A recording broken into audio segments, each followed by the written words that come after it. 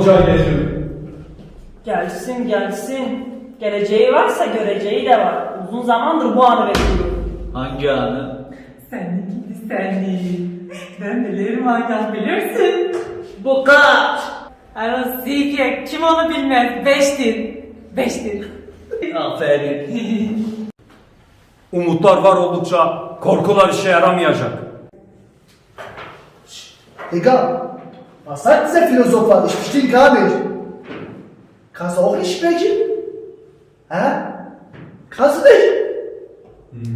Okay.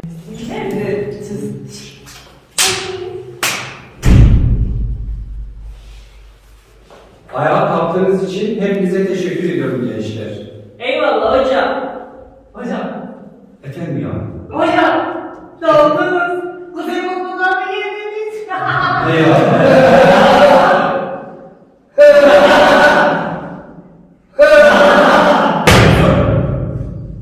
Hocam! Colin Murphy bu konuda çok güzel bir şey söylemiştir. Yapabilenler yapın, yapamayanlar öğretin, öğretemeyenler yönetin. Emircim otur. Bütün hıncımı senden çıkarmayayım. Şu arkadaki sarı çocuk kim? Adi hocam. Adi. Nein, ich bin nicht Adi, ich bin Eddie. Edi. Hoş geldin Edi. Ja, danke, freut mich hier zu sein. Hoş buldum diyor hocam. Okey, o zaman dün size verdiğim ödevleri çıkarın bir kontrol edelim çocuklar.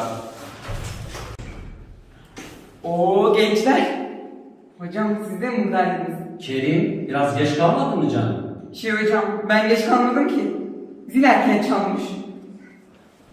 Duyalım.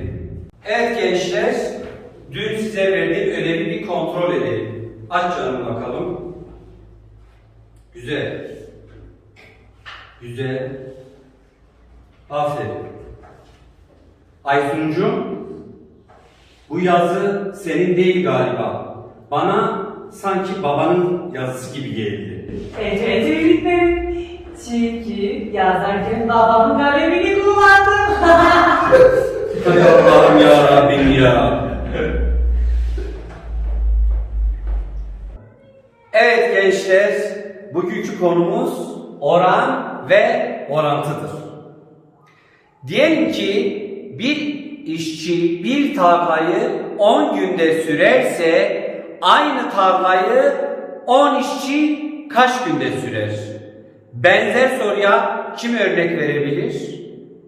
Hocam, örneğin bir vapur Atlantik Okyanusu'nu 6 günde geçerse 144 vapur 1 saatte geçer mi? Bazı insanlara yetemezsiniz. Kötülükleri suratına vurunca sadece inkar etmez. Sizden daha da nefret etmeye başlarlar. Affetmek o insana yapabileceğiniz en büyük kötülüktür. Harry Potter nedir? Hadi boş ver. He de geç boş ver. Metecan, bu konu hakkında senin düşüncen ne? Ya hocam biz kızlara hep like atıyoruz. Onlar da bize habire dislike atıyor. La oğlum birazdan teneffüs olacak. Sana like'ı da dislike'ı da gösteririm ha. Kızım Kerime ne yaptın sen öyle? Hocam Mete'nin ensesine at sineği yapışmıştı. Ben de ruhuna Fatiha okudum. Oh mein Gott, was für ein Gewalt. Ich muss schnell nach Deutschland. Bu böyle olmayacak. Ben en iyisi yüzüme biraz su atayım.